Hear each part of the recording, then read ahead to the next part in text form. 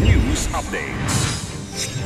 Sa ating mga balita, leader ng NPA na gumagawa umano ng mga pampasabog sa Albay, arestado.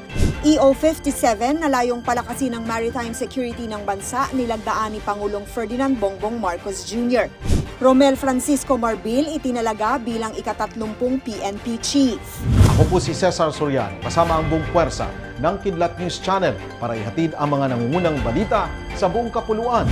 Ngayon, Arestado ang isang leader ng New People's Army o NPA sa ikinasang operasyon ng mga otoridad sa Purok 6 sa Barangay Matanglad sa Pio Doran, Albay.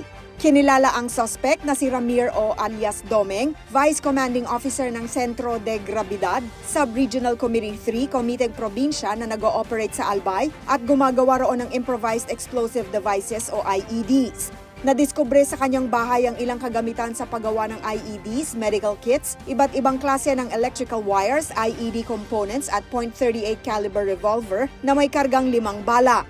Sasampahan ng suspect ng kasong paglabag sa RA 9516 na may kaugnayan sa RA 10591 o ang Comprehensive Firearms and Ammunition Regulation Act.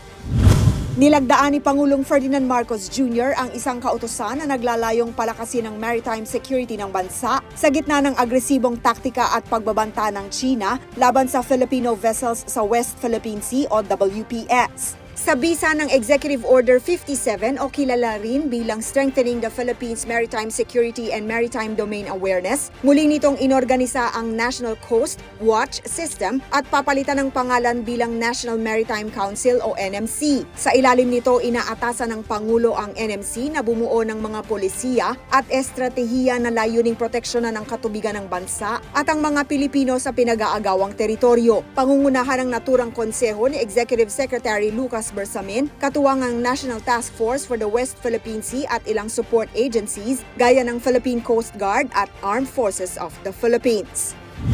Itinalaga ngayong araw ni Pangulong Ferdinand Marcos Jr. si Police General Romel Francisco Marbil bilang bagong hepe ng Philippine National Police o PNP. Ito'y kasunod ng pagtatapos ng extension para sa pamumuno ni Police General Benjamin Acorda Jr. kahapon, March 31. Bago ang kanyang appointment bilang PNP Chief, nagsilbi muna si Marbil bilang head ng PNP Directorate for Comptrollership o DC at naging director din siya ng Police Regional Office 8 sa Eastern Visayas.